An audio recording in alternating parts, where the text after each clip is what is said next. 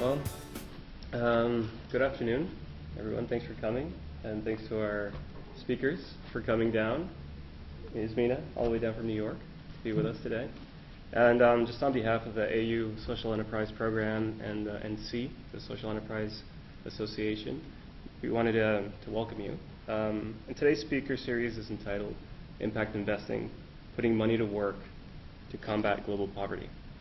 And just to give you a little background on the speaker series, it's now in its second year, and the AU Social Enterprise Speaker Series brings together remarkable social innovators who help to shape the field of social enterprise through their work, ideas, and personal examples. And today we bring to you Yasmina Zeidman, Director of Communications and Strategic Partnerships at Acumen Fund. Yasmina works with diverse audiences and strategic partners in the international development, philanthropic, academic, and corporate sectors to share insights and replicable models from Acumen Fund's investment portfolio. Prior to joining Acumen Fund, Yasmina worked in the arena of international environmental protection and social entrepreneurship for 7 years. She led the Environmental Innovations Initiative at Ashoka, where as acting director, she headed an effort to capture and disseminate the best practices of leading environmental innovators throughout the developing world. And Nathan Gonzalez, who is a senior analyst with Venture Lab at Acumen. Nathan is focusing on deal diligence globally and pipeline development for Latin America. Prior to joining Acumen, he worked at McKinsey & Company for 4 years, where he spent the majority of his time embedded on client projects and conducting research efforts in the areas of payments, consumer financial services, and financial inclusion. At McKinsey, Nathan developed an in-depth knowledge of the payment space, including both strategy and operational aspects for both bank and non-bank industry players. Specifically, he focused on the adjacencies between payments and efforts to provide affordable financial services to underserved populations, both in the U.S. and the developing world. So, welcome, Yasmina. Welcome, Nate. And since it's a very intimate setting today, what we're going to do is Nate and Yasmina are both going to present 2 PowerPoints. So we're going to just kind of have 10 minutes for each overview, or each organizational overview. Then we're going to have a little discussion. We've prepared a couple of questions, and we're going to have a little discussion here. Then we're going to open it up to questions. So we want this to be as engaging, and make sure your questions are really challenging. So I'm going to put them on the spot. No. All right, well, I'd just like to begin with Nate. We have your presentation, so I'm just going to run that. Sure. So let me just get that up.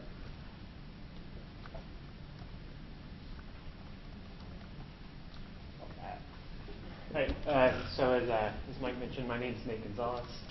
So I work here in DC. Our offices at Acumen's U.S. headquarters are actually in Boston, but we have an office here that's in DC down on New York and 14, so right over by the White House and Treasury and whatnot. And so Acumen, for you guys, if you are not familiar with the organization, it's been around for 40, 50 years, supporting microfinance institutions both from an investment side and also from a technical assistance side, primarily focused in Latin America.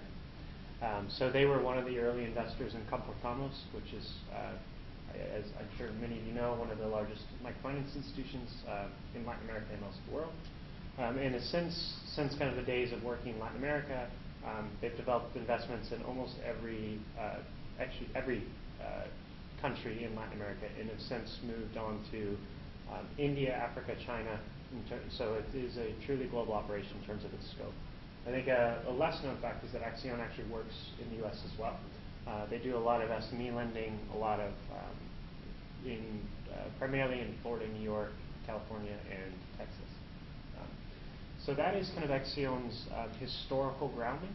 And then to give you a sense of where I came into the picture is Acumen, about 5 years ago, decided that for a number of reasons that they need to move out of kind of just a mindset of looking at microfinance and also think about what other financial services consumers needed aside from credit.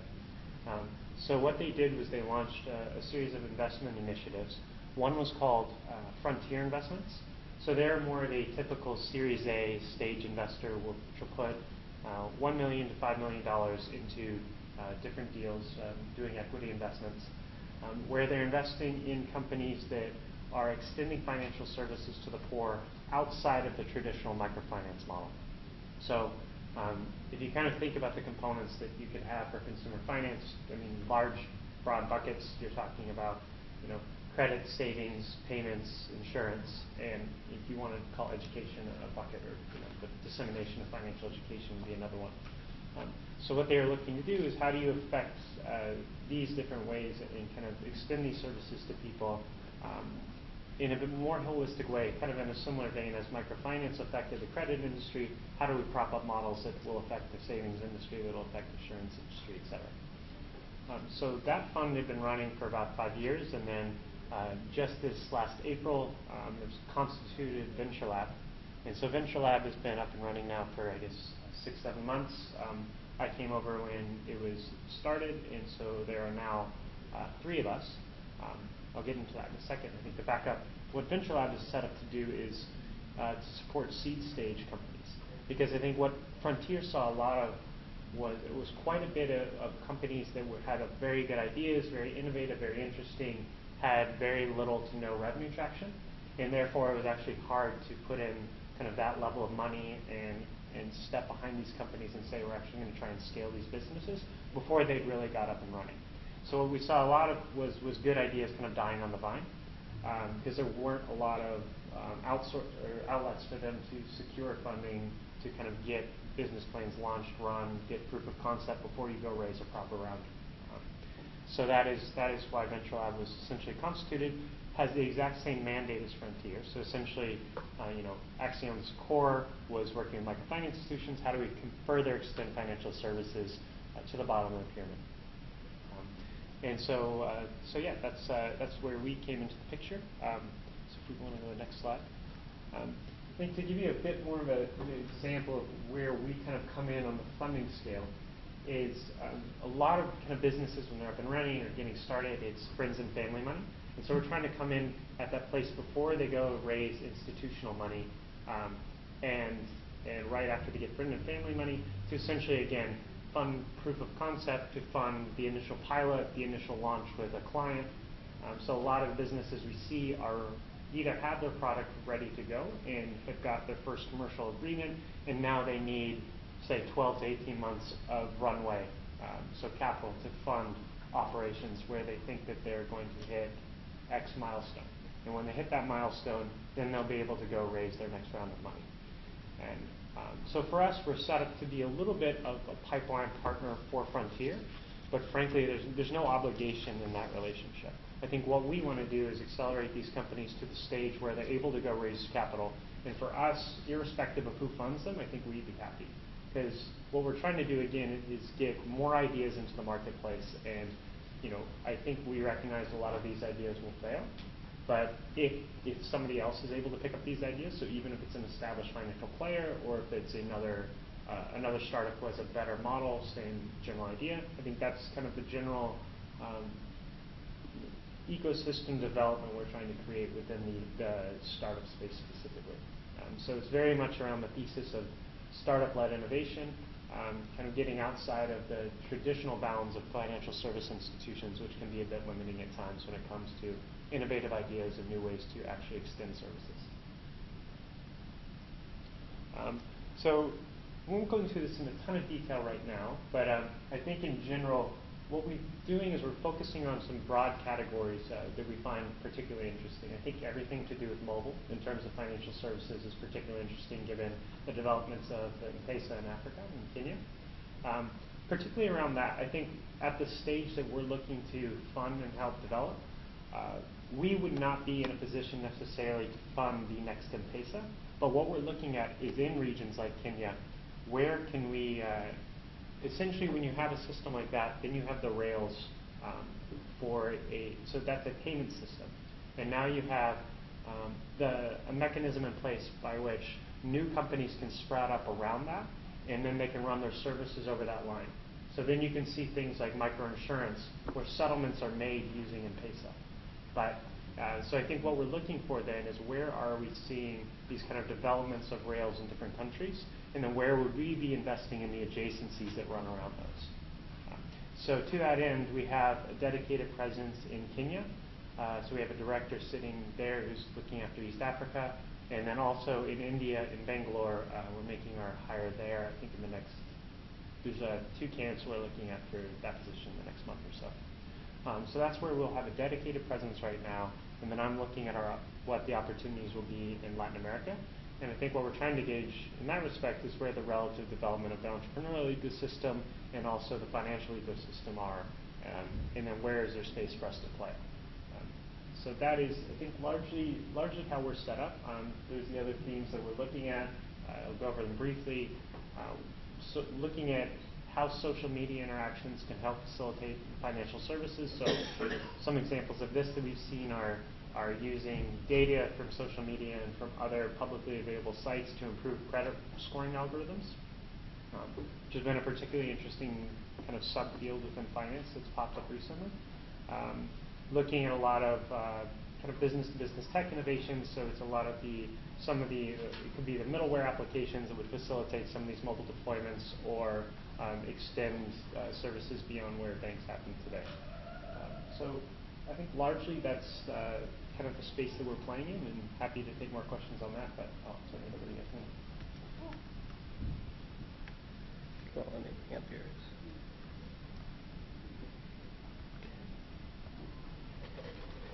I'm glad you broke the ice with the diagram. I have a couple diagrams I'm always hesitant to show, but now you've broken the ice, so we can go into diagram land.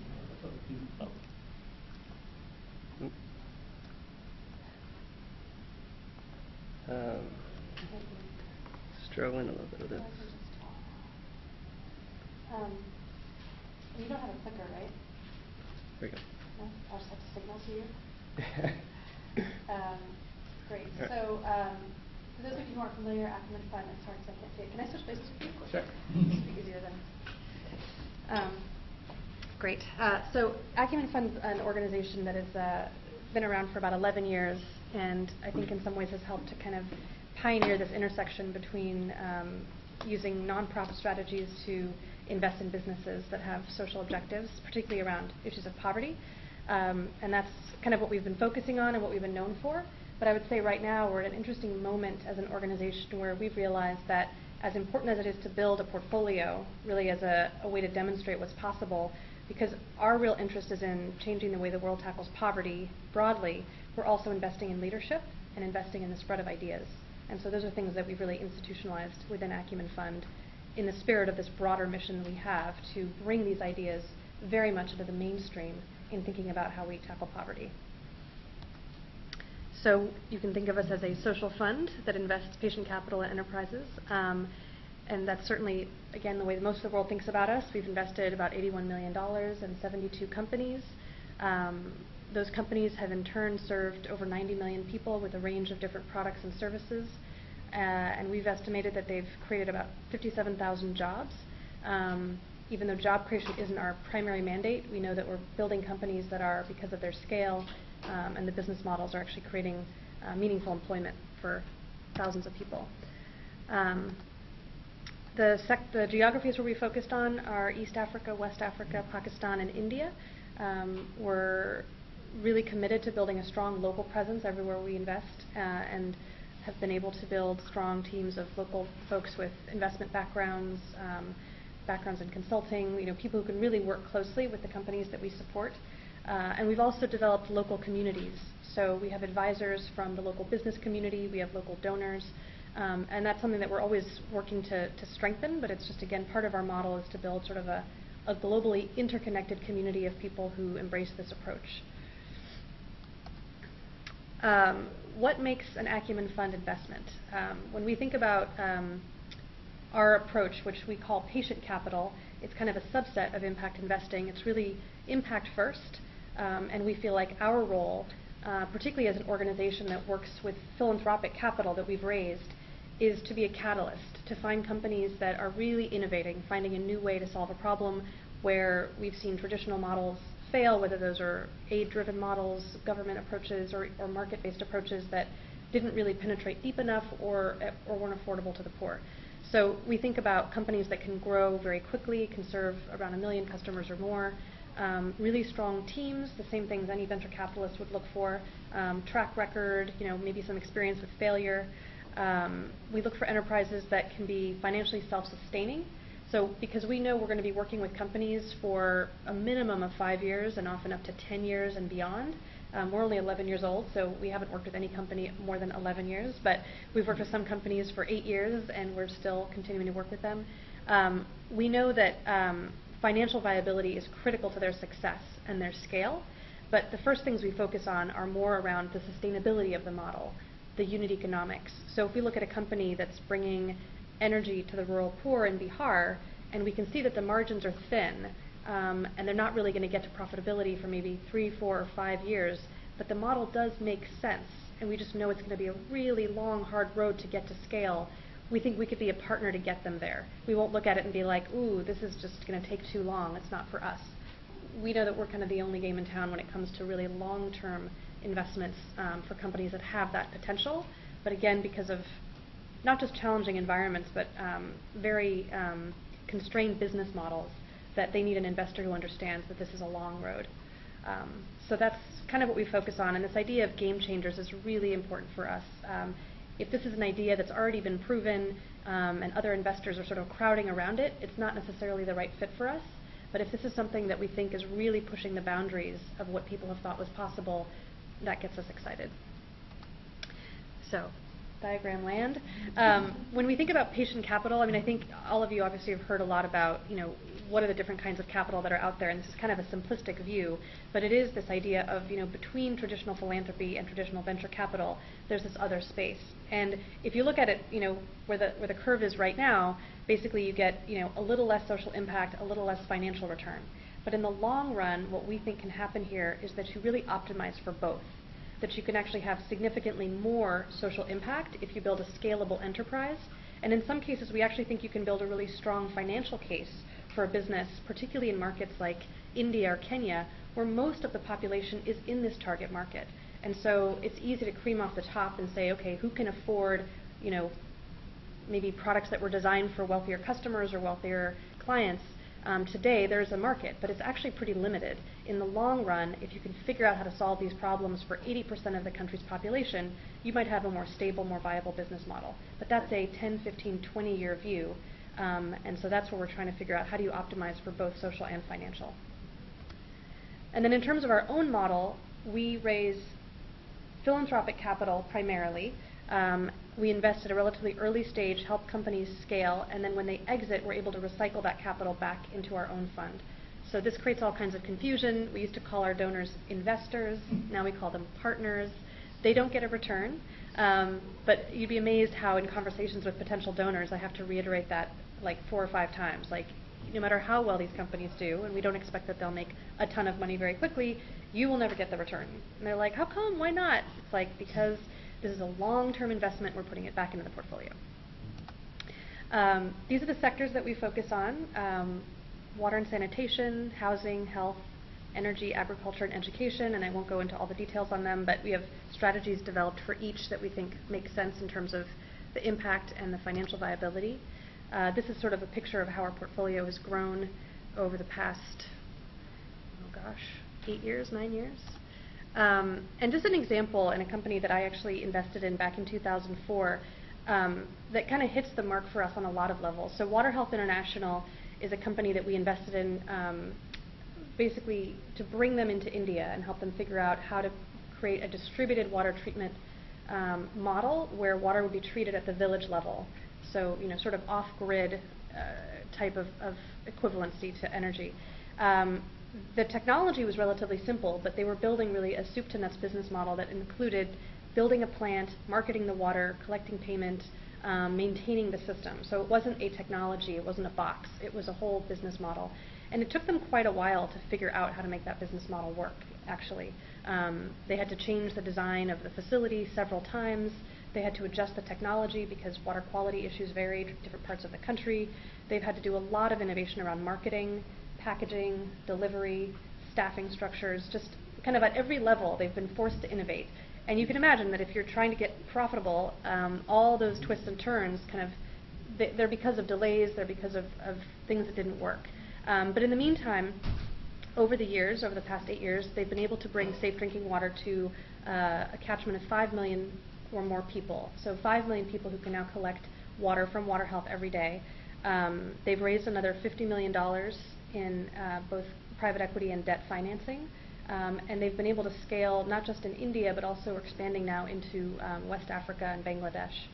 So we see this company as having not only demonstrated the potential for scale and impact, but they've also started to trigger different thinking about how you can solve water issues in rural areas. So when we went in, people said, poor people won't pay for water. They use a free source every day, so this is never going to work. It turns out that if people understand the benefits or have a strong perceived value for the water, that they will pay, and they'll pay repeatedly.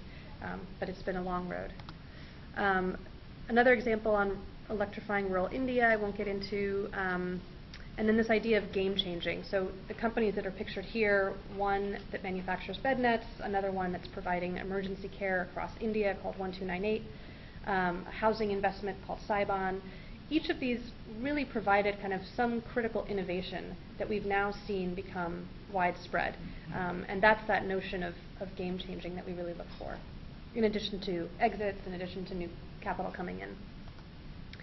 And then, if you can remember the slide that Nate showed about where they fit into this, very familiar for us because we just did a project with Monitor, the Inclusive Markets group within Monitor, to really look at what are the different kinds of capital that are needed at different stages, and where do we fit into that, and what could we kind of learn from a closer examination. And so, again, where Nate, I think, was talking about IDEA, which we call Blueprint, they talked about being active at what we're calling the validate stage, just sort of getting something going so that you can actually start to attract investment from other sources.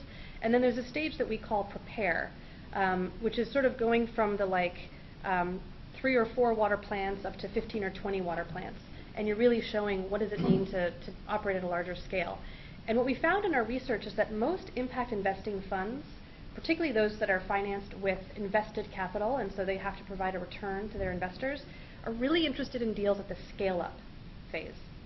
And they're looking at investments that might be, 1 to 5 to up to $10 million. And these are proven business models that, may be focused on emerging markets or clean tech. But when it comes to finding businesses at that stage that are truly focused on issues of poverty, we saw a huge gap.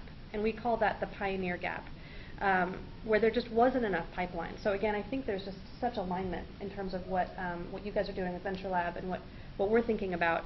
But it's more and more important, we feel, to really recognize that as much as there's this excitement around impact investing, if we're not very, very clear about the different stages of capital that are needed, and in fact what we found is that something like 80% of the companies that we've invested in have at some point received grant funding that was really critical in the early stages. So that could have been from a business plan competition, it could have been from a foundation, but that they actually received grants to get over some of those initial humps, or even along the way when they needed to invest in R&D or invest in building systems like environmental health and safety systems that their revenue streams couldn't support. So our feeling now as we look at this whole ecosystem is that it really needs to be better organized and better coordinated, because there seems to be a heavy weighting of capital available for these scaled up or ready to scale companies, but no one who's really building that pipeline. So we're really eager to partner with organizations, both philanthropic organizations and investment funds, and agencies like USAID or DFID, to think about how do we build a robust ecosystem. Our niche is around validate, prepare, but we think that whole chain needs to be more robust. We've been expanding recently. We launched a new portfolio this year in education, a new office in West Africa, and we have a global fellows program. And for any of you who are thinking, if you're in your second year postgraduate school, we have a global fellows program that recruits talented young professionals who really want to roll up their sleeves and work directly with social enterprises. But it's really a leadership development program. It's a chance for people who we think have the potential to be architects for this sector, who want to understand firsthand what the challenges are. So that application process is open until November 16th. And we saw that there was so much talent worldwide. We attract applicants from over 100 countries every year.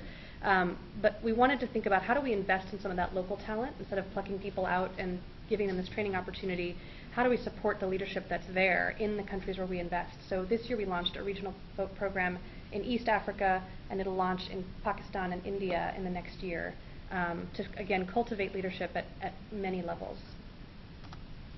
Our vision for 2015 is to continue to grow. We want to expand to be in 15 countries by 2015, to continue to grow our portfolio aggressively, to see really transformative companies coming out of the portfolio. My job at Acumen Fund as the communications director is to try to amplify the stories of what's working, but also share insights relative to what we've learned doesn't work. So we need to kind of think about, again, for these game changers, what do they tell the world about emergency care, about the impacts of corruption, et cetera. Our global and regional fellows programs are going to continue to grow and expand, and hopefully if we can get all that done, we could start to change the way the world tackles poverty. That's it. Thank you.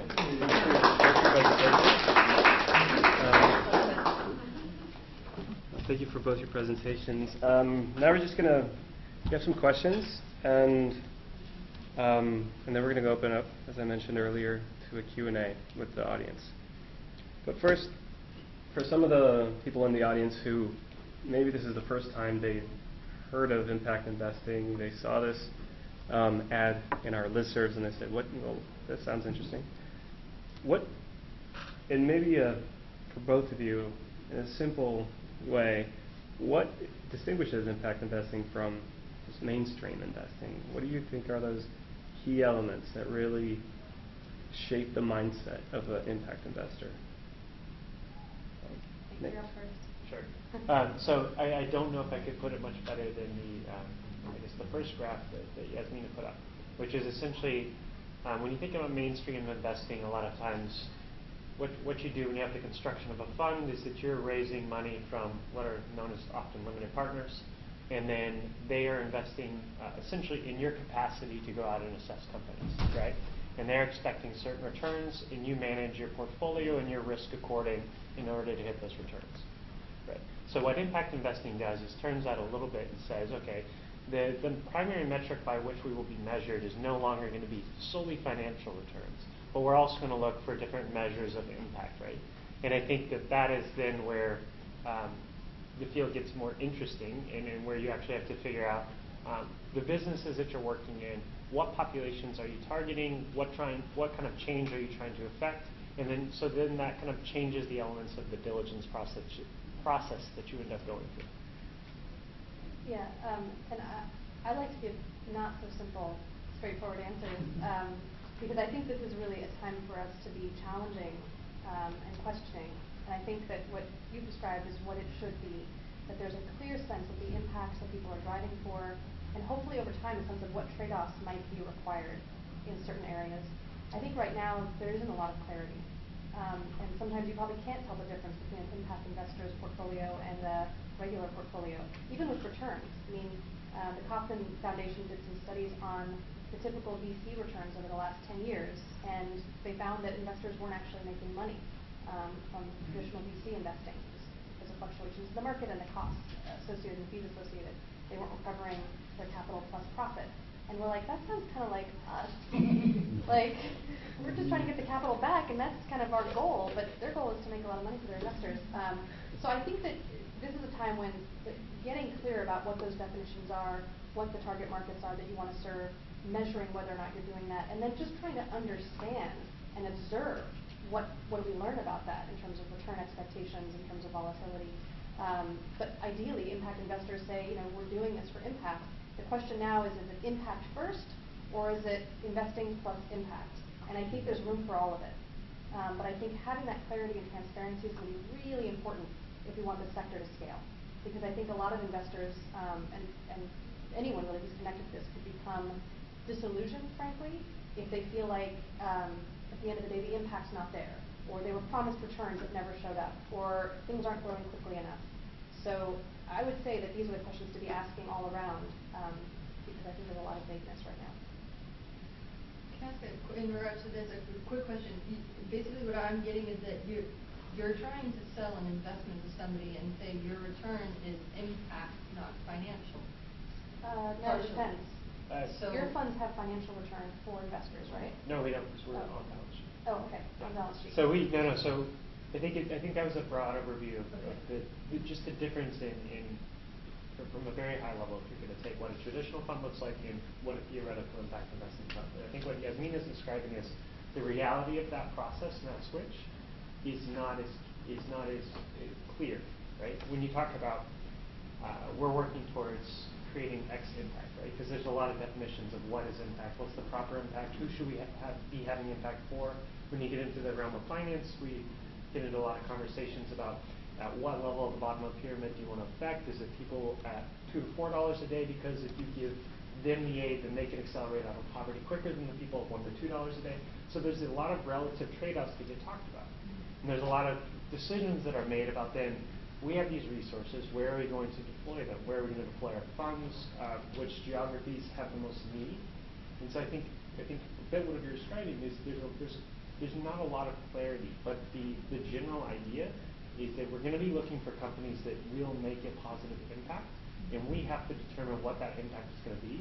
And if you are raising outside funds, you have to be able to clearly communicate your investment thesis in order to kind of have good clarity between the people investing in you and the impact and the results that you're actually producing. Yeah. And if you're an investor, there's a whole different range of products you can look at.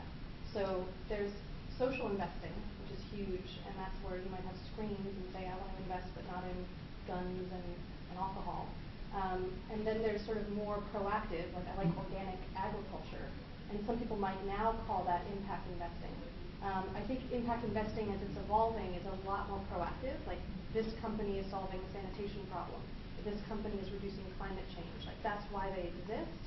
Some of those companies are going to be in portfolios of funds that take for-profit investors' money and offer returns. They might offer 3% returns over 10 years. They might offer 20% returns over 3 years. There's community development funds, there's clean tech funds.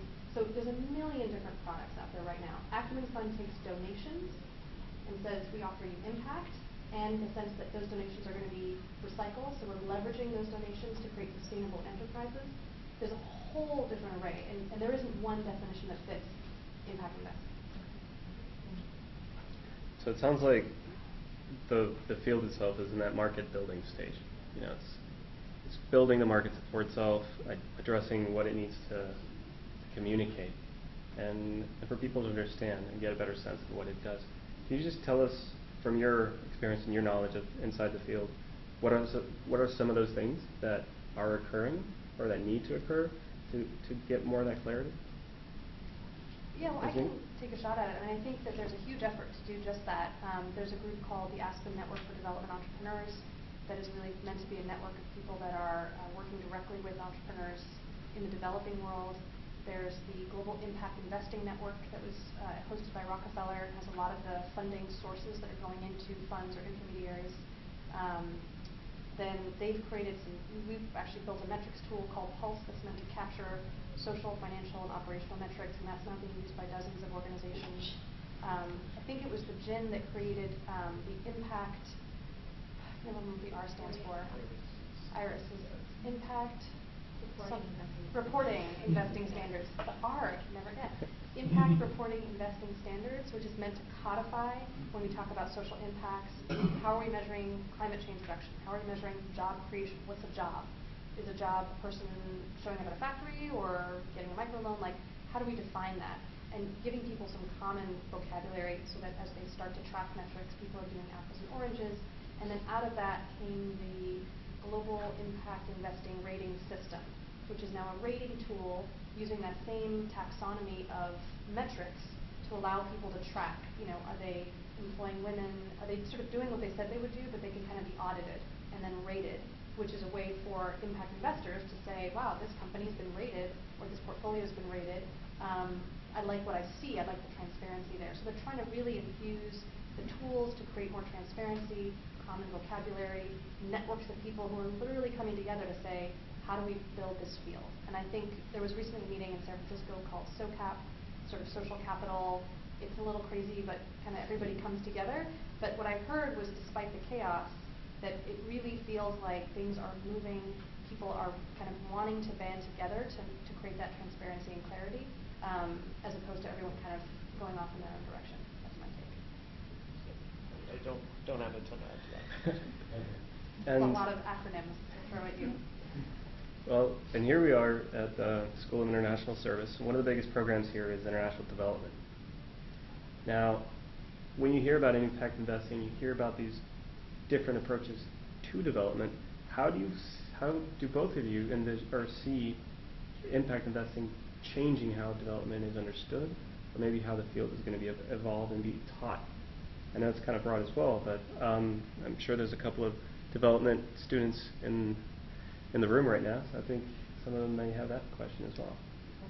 I took the easy one, you get the hard one. So considering that we're a relatively young investment group, I think we've closed our first 2 investments, and we're looking at our 3rd and 4th and 5th by the end of the year. So I'll talk more on the thesis side of where we're sitting with that question.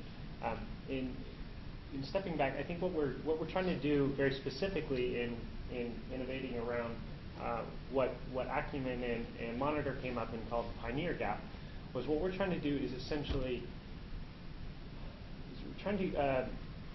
support businesses who are sitting in that area, essentially because we're taking the viewpoint that startups are not encumbered by kind of the traditional structural elements of large institutions. So I'll take again the example that we're working with. When you think about banks and even when you think about microfinance institutions, that as those are built over time and as those have scaled, the cost structures that then have already been in place create certain barriers to new ideas coming from within organizations. So in supporting startups, in supporting innovative ideas, you're able to kind of get a bit more greenfield thinking about what the possibilities could be for a new payment system or for a new way for immigrants to send remittance home to their home country, right? So I think that is the kind of change and the kind of development that we're looking for. I think we know that a lot of the individual companies will fail, but I think what we're hoping to do is invest in good teams, good entrepreneurs that we think have good ideas, in the hopes that that individual idea will live on. So we, I think, are a little bit irrespective of if a large institution thinks that idea makes a ton of sense and they want to retool themselves to kind of incorporate that, we'd be happy with that. Or if there's another entrepreneur group who thinks that general idea makes a lot of sense and they have a better operational model to execute against, we're for that as well. I think our general sense is let's get a lot of companies funded, let's get a lot of new ideas into the marketplace, and let's see how they develop. So I think that is our general approach to development in that sense, and we do not yet have test cases to see how that will turn out. I'd love to add to that. I think that innovation piece is so key. So we're talking about big challenges, many of which have been around for decades, and so how are you going to break the back of those problems? And you need more good ideas. Entrepreneurs, that's what they do. They come up with great new ideas. So I totally agree with that. The other piece I think that's really important when we put this in the context of traditional development is sort of where are we trying to get to when we think about what development really means. And it's not, that people can survive past the age of 5. I think a lot of development has built itself around these very narrow verticals of like, we've got to stop people from dying before the age of 5. Very narrow view of the problem. And if you start to think about, well, what's kind of the world we want to create? I think it's the language we use is we want to create a world where people can really unleash their own potential, where people really are born with this idea that they can fulfill their potential as a human being. And so all these problems that we look at are really just barriers to them being able to do that, whether it's lack of access to health care that puts families in debt, or lack of access to education, which allows for upward mobility, people living in overcrowded slums. There's just a lot of things that sort of are getting in the way. So in the long run, when we think about the solutions that will address that, we don't think that it's going to be because a lot of nice people in wealthy nations decide to help them. We think it'll be because of internal sort of problem-solving, entrepreneurship, economic development. And so with that principle in mind, we're thinking, how can we help people solve their own problems? And it's another great thing to look to entrepreneurs for. Not just innovation, but problem solving. Someone who sees a problem and wants to fix it. Not all the entrepreneurs we invest in come from the communities they serve, but many of them do. Most of the people they hire do. And their customers are all people who are individually making a decision and a choice to invest in safe drinking water, healthcare services for their family, education for their children. These are all people who are ready to step into this and say, I care about this more than anyone. I'm prepared to invest. I'm prepared to make smart decisions. So I think that's another twist on this. And I'm not saying that no traditional development organizations do that, but I think when you start with, end malaria, from a top-down perspective, there's a chance that you end up ignoring the fact that there's a lot of people out there who already want to solve that problem for themselves. And if you can find those solutions and engage them, maybe you'll get there faster. So again, for us, this idea of dignity, looking at poor people as agents of their own destiny, is another piece of why I think this is appealing, particularly when you think about products and services for the poor. Not all impact investing, but particularly the space that we're in, which is who are the innovators who look at these people as folks who want to solve their own problems and just haven't had the products and services available to them to do that. For someone that worked in West Africa from the mid-80s to the late 1990s, I find myself totally lost in this presentation, because until that time, for that block of time, the biggest problem was the heavy hand of government. I've been listening very carefully to any word about government in your presentation. Maybe I missed the first part, for which I apologize. But are we talking about the same region, or exactly what? Because the biggest hurdle to development, whether it's social, business, or simple micro development, has been the government. And I've dealt with these governments long enough to know. So what happened? Something must have happened from the late 90s to the present that makes you talk about these issues in almost generic terms, as if the government simply does not exist, or that all the adjustment problems that people like myself, among others, have been calling for, maybe structural transformations in those countries, have already taken care of. Yeah. Where am I? I mean, I'm really totally lost. I think it's a great question. Do you mind if I take a crack at it? I mean, I don't think things have changed that much. And a lot of the entrepreneurs that we work with, it is one of the biggest challenges that they face. Whether it's in the form of just day-to-day corruption or just all-out blockage, like they're threatening in some way to government established systems and they can't function. But we've seen that even in places where there's either extreme corruption or dysfunctional government or even instability, so violence on the streets, that there are still entrepreneurs. There are still these people who are saying, despite this, I have this idea for how to, convert waste into energy and clean up the streets of Kibera. And so we're not saying they're going to fix all the problems, but we feel like as this entrepreneurial class is growing, and in some places it's already very, very strong, like in India, we think it can be a complement. And what we've seen, there's just one example of this ambulance company that when we met them, they had 8 ambulances in Mumbai. They were basically just doing private ambulance services and said, we think we can get an ambulance to show up anywhere in Mumbai in 15 minutes if we can grow our fleet, and hoping the government wouldn't totally shut them down.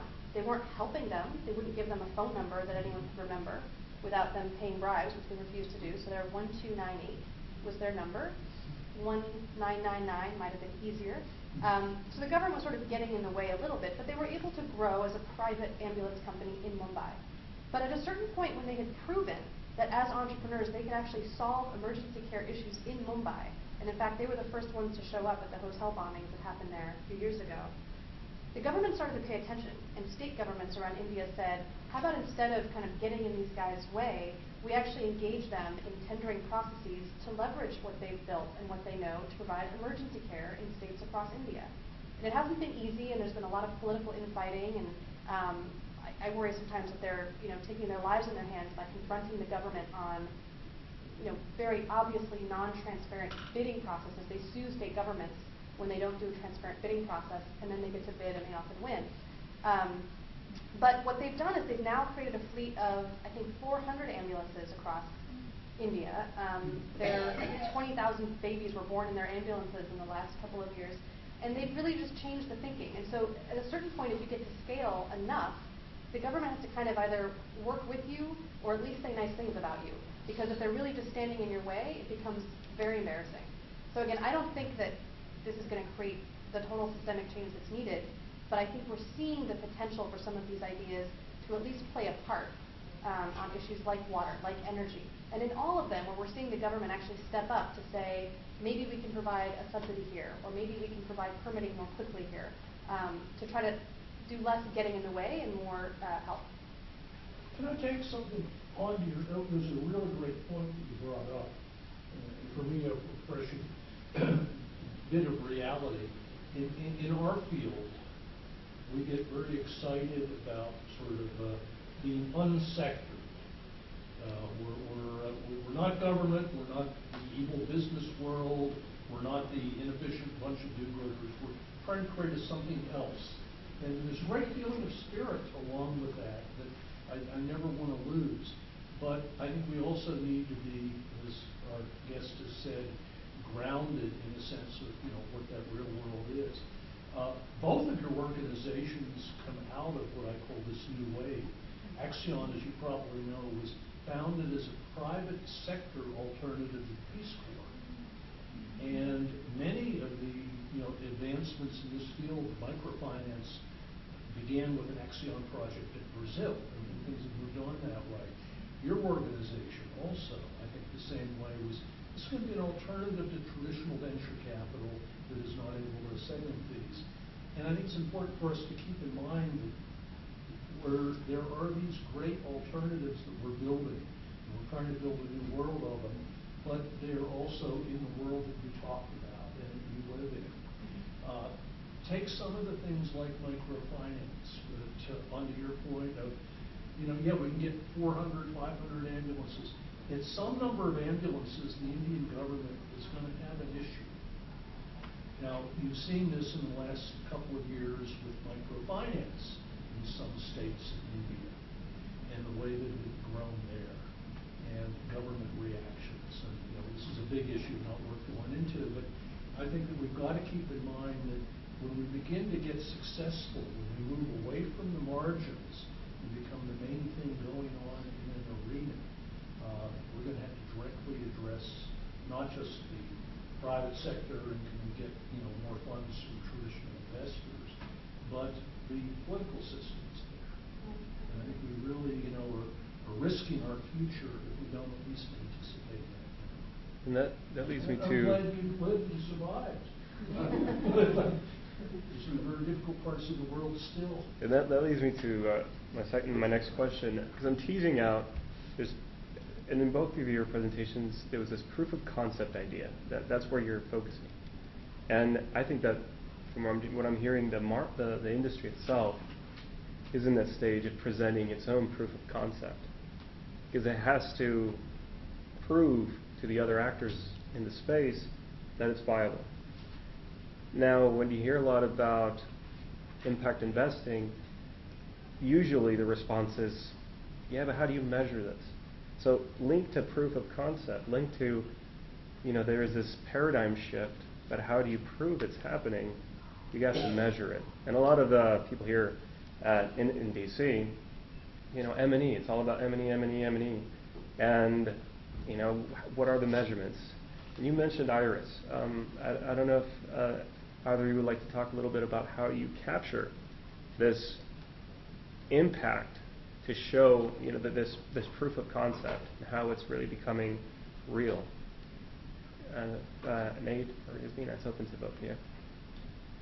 So I think on the measuring impact in IRIS specifically, I think for the group of entrepreneurs that we're working with right now, we are actually less focused on collecting specific metrics at this point in time, because we're talking about people with 2, 3, 4 employees total, trying to get a business off the ground. And I think once we get a portfolio built and established, that's going to be a piece that will start to be phased in. But right now, what we want to do is get these people funded, get them out into the market, and get them to start actually having enough time and capital to start working. So I think that is going to be something that's coming for us. But so, with our current portfolio, we're not as concerned or as focused on that at this stage. It will be something that's coming. And I think another kind of measurement that, again, we recognize is a bit fuzzy, but it's more about kind of building the externalities within the sector that we're looking at. And that's specifically kind of the entrepreneurial ecosystem in individual countries. When you talk about kind of that curve I showed earlier where you had friends and family money before the stage that we're sitting at, there are a lot of social obligations that come from taking money from friends and family.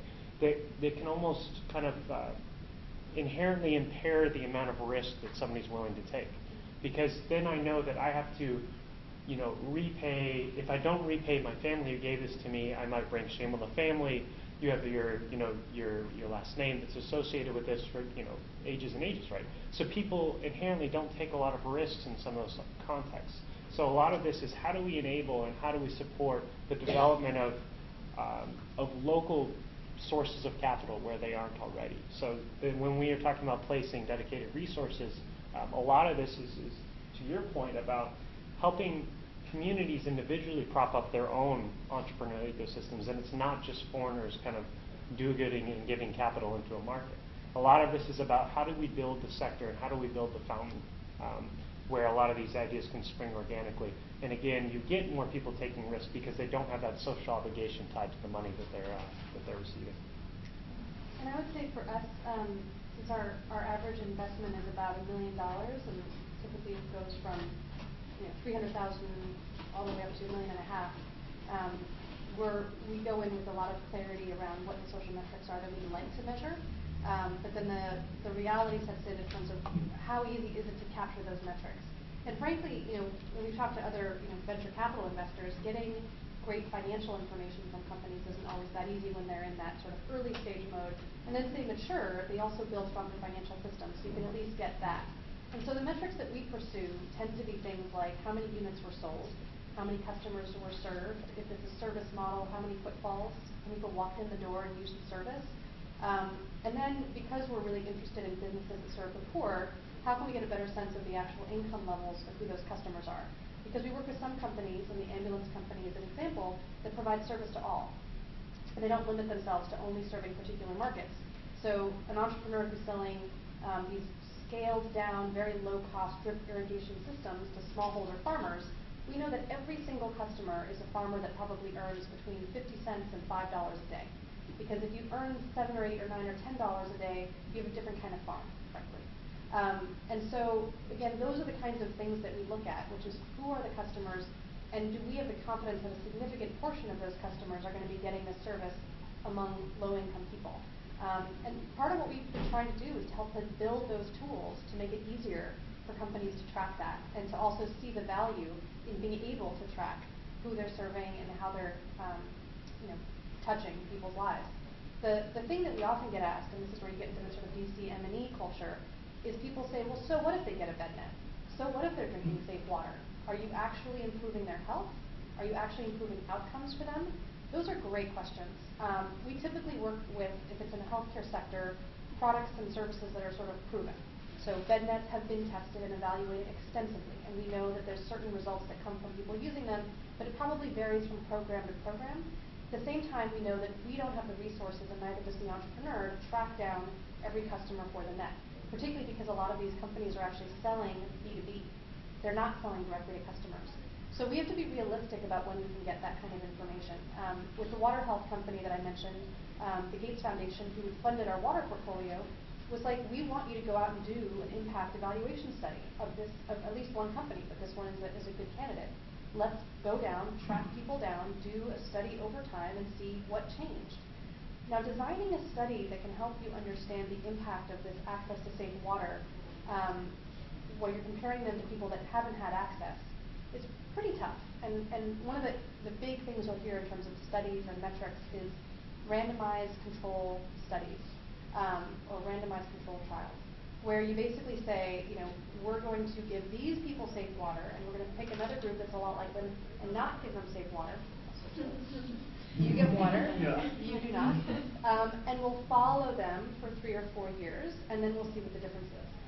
Now, when you're talking to an entrepreneur who's building a water plant, to say, go build a plant there because we've decided we want to study that village. It doesn't make any sense. They have to pick a village that makes sense in terms of their business model, population size, demographics. So we tried to work around that. We did a 4-year study, hugely expensive, and the results, frankly, were some improvements in some areas, others not so much, kind of inconclusive. And every study we've ever seen on this particular issue, we found that people kind of pick it apart based on how the study was designed. And $500,000 later, we're like, we did what you asked, we did the study, and we're glad people do this kind of research.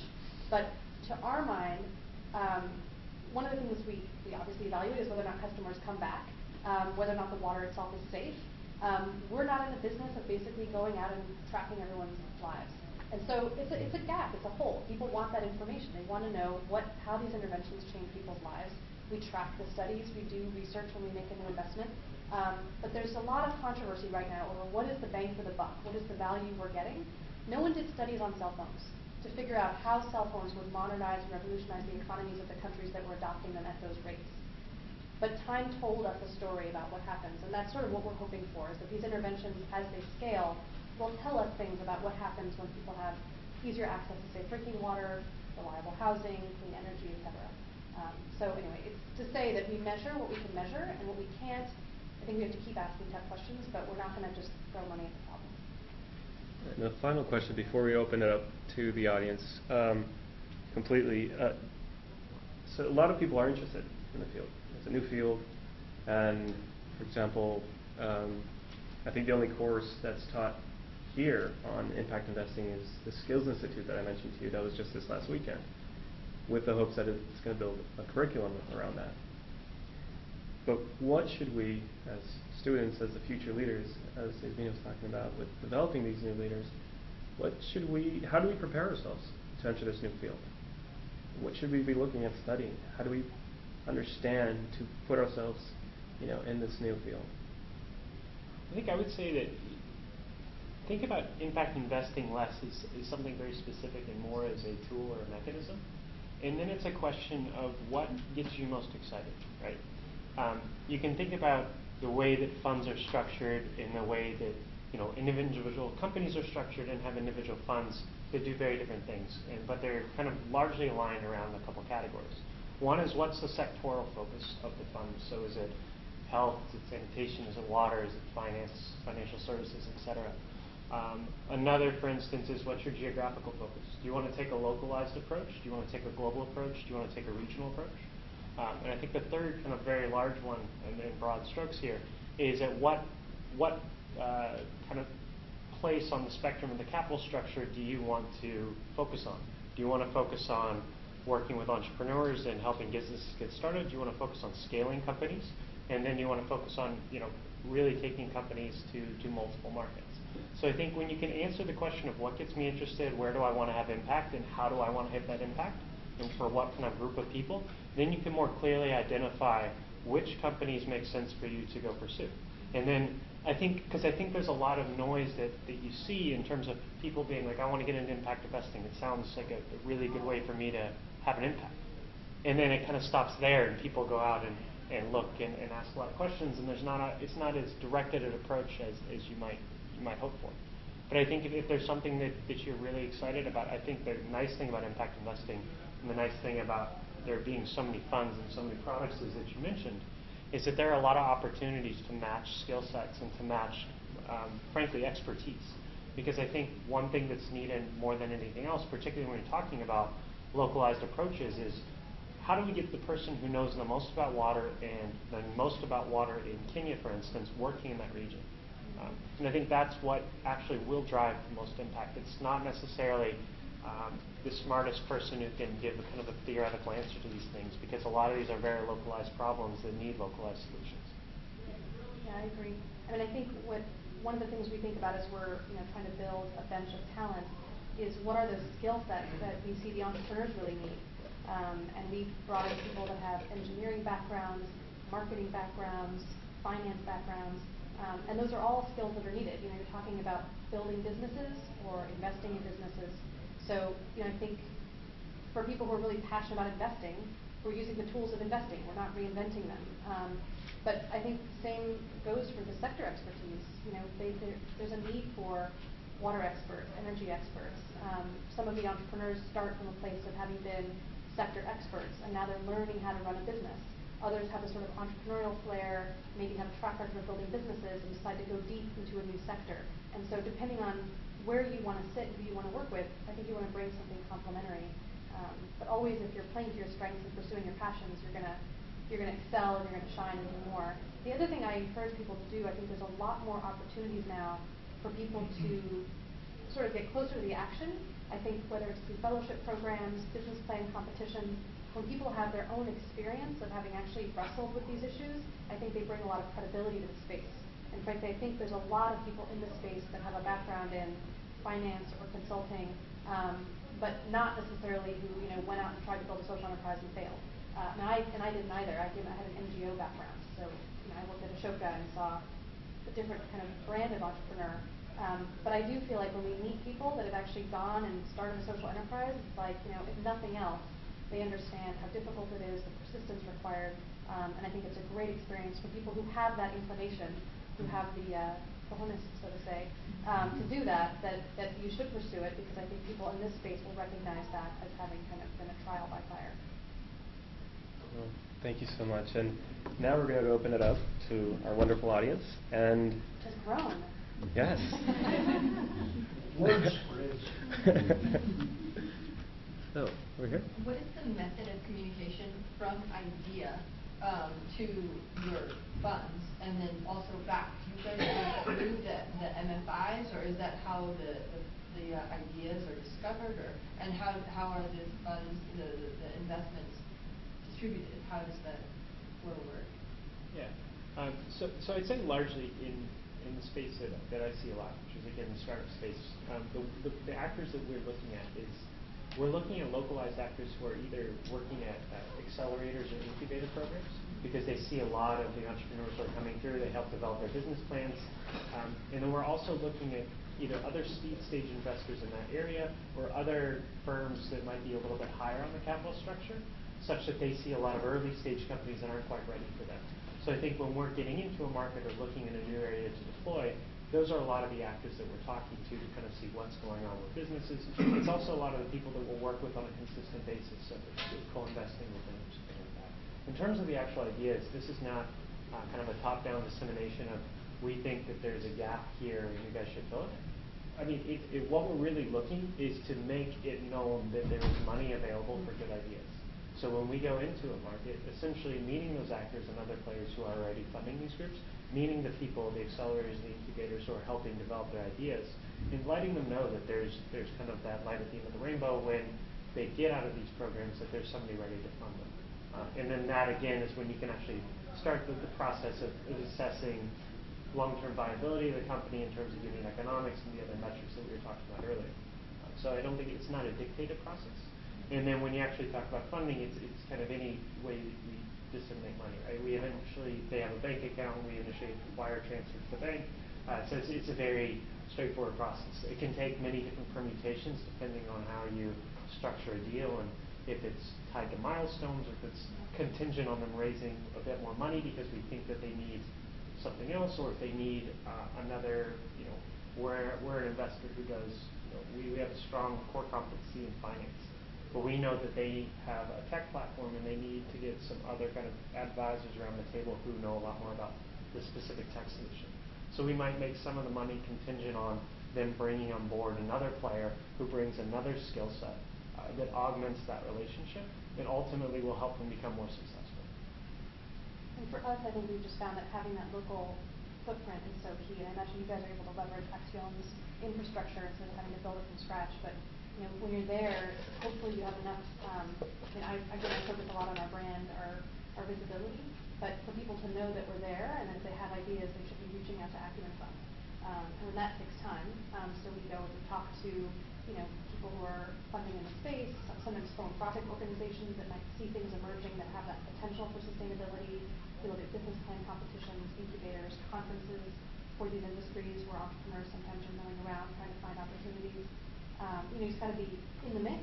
And the same, I think, for funding. We fund directly, use wire transfers after we structure the deal, and also use milestones and invest in tranches.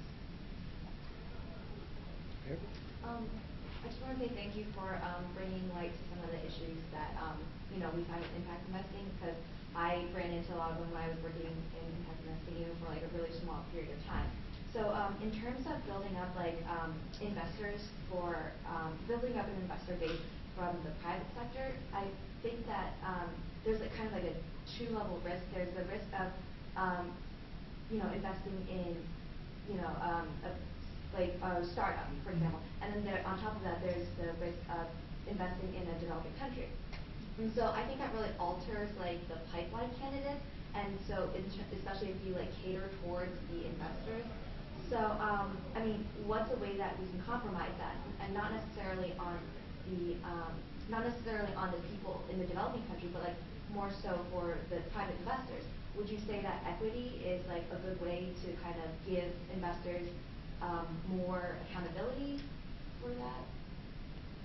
I would honestly say that I think it goes back to what we've talked about a lot tonight, which is the localized approach of having somebody at your fund or somebody at your investment group sitting in the market where they're actually working. Because what you're talking a bit is about that systemic ecosystem risk, which I think takes into the gentleman's point about what the government is doing, what their attitude is toward that sector. You run into infrastructure issues. Can they actually distribute the products and services that they're making? A lot of those things are hard to assess, for people sitting in DC themselves, right?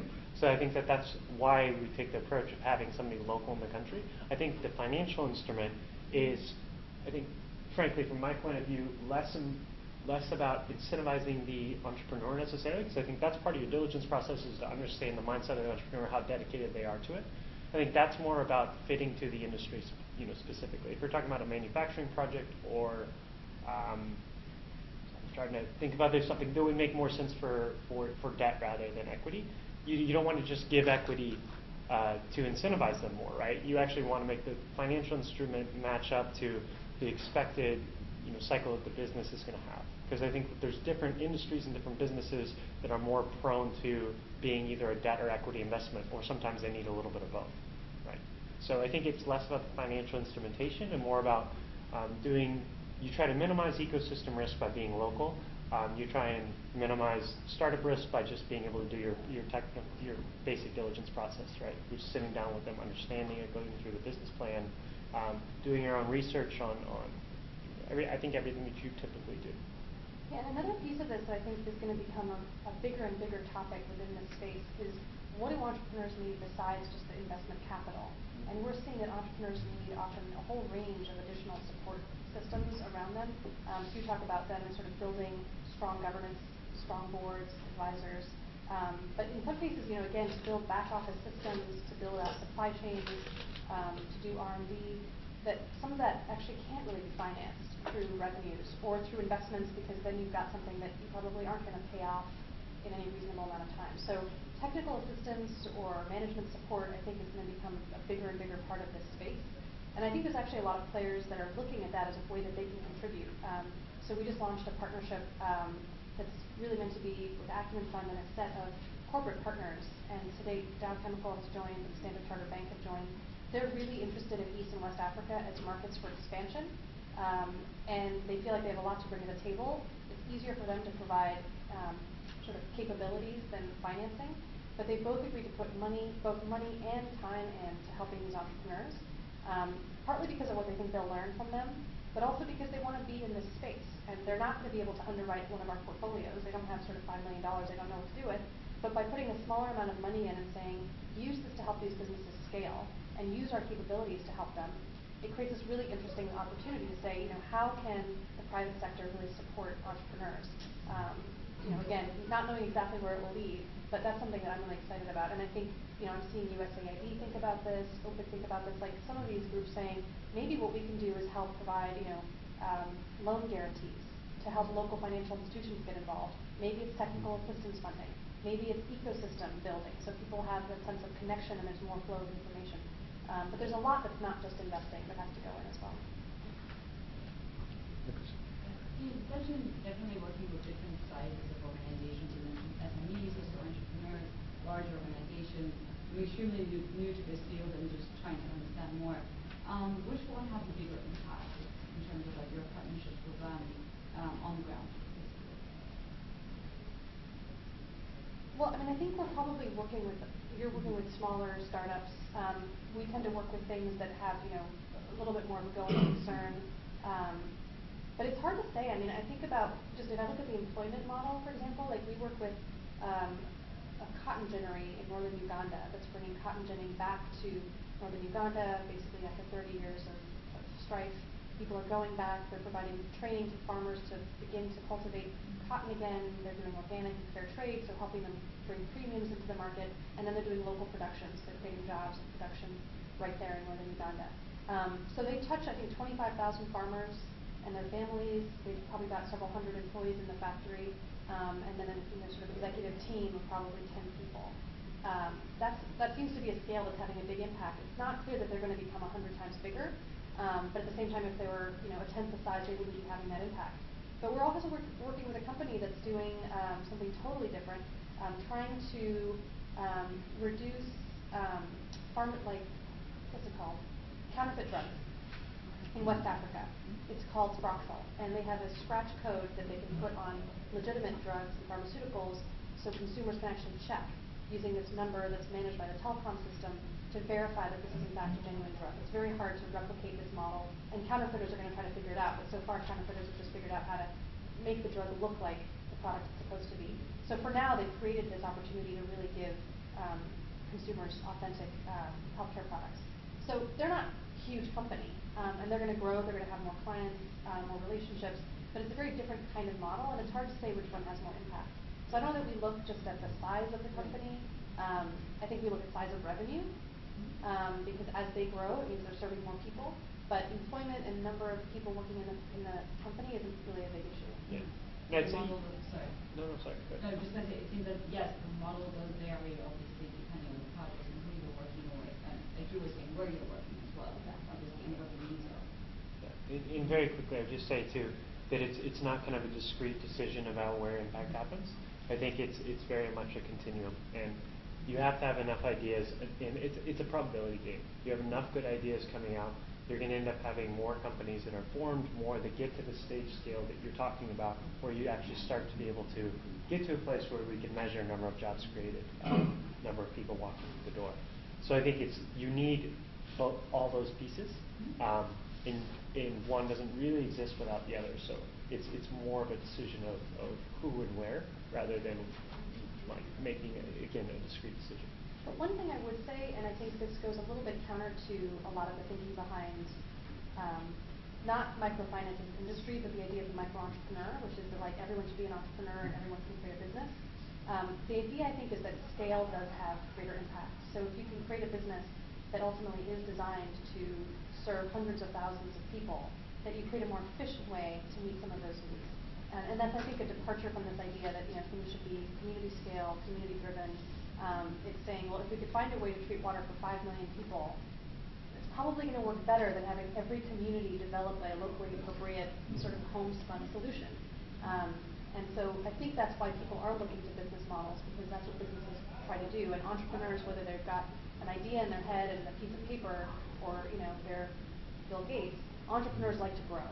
And that's what we look for, people that have that impatience to say, how could I make this bigger, reach more people? They don't put a lot of limits on it. And if we meet someone who's like, I want to do this cool thing, I don't really want it to grow, the only way we would consider it is if they said, if I get this right, it's going to replicate, because it's going to change the way 100 other people in this space operate. And that's interesting. So, would you share with us how do you target a given country for your intervention, and within that country, a particular sector? Is it a random shot approach, or is it systematic? If it is systematic, how do you go about it? I can start because we have one sector, so I think we can narrow that down. So we're looking at financial services, right?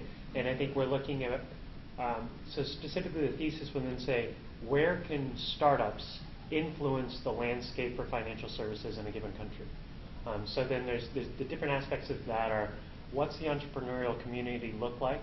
How much money is kind of flowing to entrepreneurs at the early stage? So how many ideas are coming out? And then from the top-down perspective, largely what we're looking at in financial services, and particularly specific to the developing world, what's the relationship between the government, between mobile network operators, and between the financial establishments of banks, right? And I think in places like East Africa, in Kenya, for example, where you had a banking system that was serving kind of the upper crust of society and a mobile system that was touching just about everybody, and a partnership was formed such that then financial services could start to reach a lot more of the people, and regulations were being written for kind of a brand new business model as it was happening. So in that context, there was a lot of room for innovation by new players, right? I think I'm looking now, too, is what's our opportunity in Latin America? So relative to that story in Africa, and I think we see similar things in the market in India, which is why we're having a dedicated presence in both. In Latin America, it's a little bit more difficult because you have a much more established financial system. It's much more consolidated, frankly, much more oligopolical in a number of countries. And therefore, you see the innovation being very much the purview of the banks right now.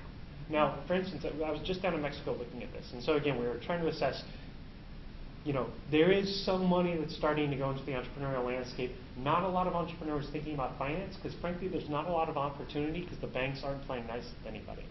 But what we're seeing now is the banks there's 2 new mobile money deployments in Mexico that have recently gone live, right? So Banamex and Telcel have launched a program, and then Banorte and a company called Rev have launched a different program. And so they're 2 different models, and we're kind of waiting to see which one will pan out. But once those models are there, it's another instance of where you see a new system of rails in a country where you can start to see more innovation. So it's almost one of these tracking mechanisms where when we're going to see the systems by which there is opportunity to innovate from a startup point of view, right? And then when do we put somebody in that country to capitalize on seeing a number of those opportunities? So for instance, that's why we're deployed specifically right now in India and Africa, or East Africa rather, because the opportunity has been better from kind of a holistic picture of the ecosystem, and why we're, for lack of a better term, picking off deals in Latin America right now, developing sourcing networks, and waiting to put dedicated resources down there until we're going to start to see a larger flow of deal flow down there related to our thesis. Well, and for us, when we started, I think where we made our first investments was driven by where we had networks, where Jacqueline Novogratz, who founded Acumen Fund, has been working in development for 20 years, and so where she had a sense of how things worked, new people, new organizations and institutions. So we started out, I think, with early investments in India and in East Africa. And I think growing from there, we chose to work in Pakistan after 9/11 because we found a group of funders that wanted to do something proactive about creating more opportunity in Muslim-majority countries, and felt like, at the time, Pakistan was a little bit more stable than it is today, that would make a really strong statement about the potential we saw, and that's really been fulfilled. It's a very strong entrepreneurial culture, and it had some really remarkable innovations that come from Pakistan.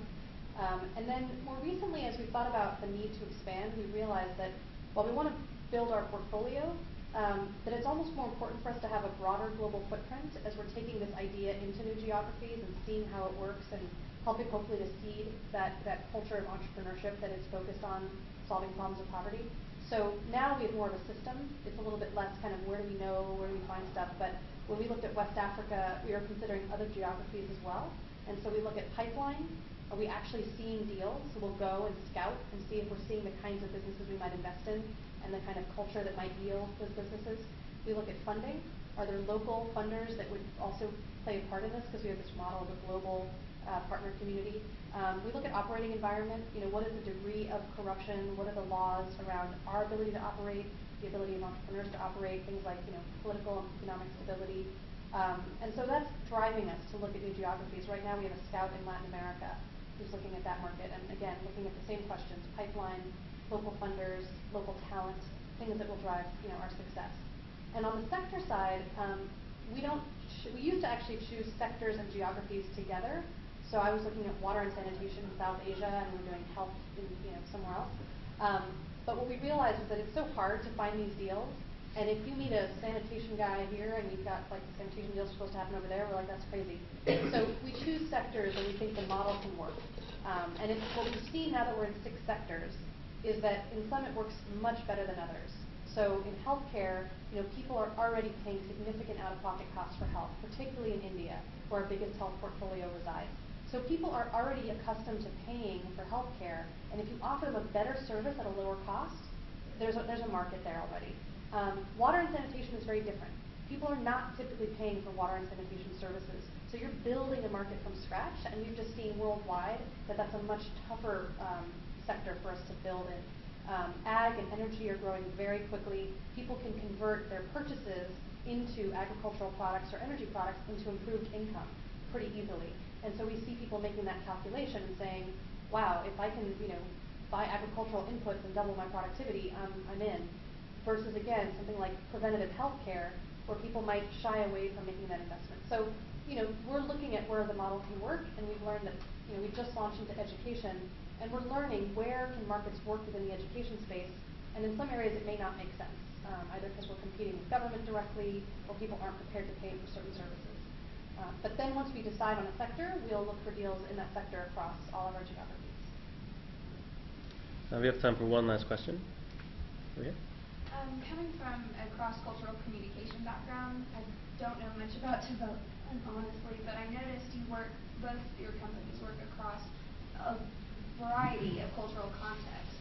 And I was curious as to why you both feel microfinance or impact investing has been able to work across these varied regions of the world.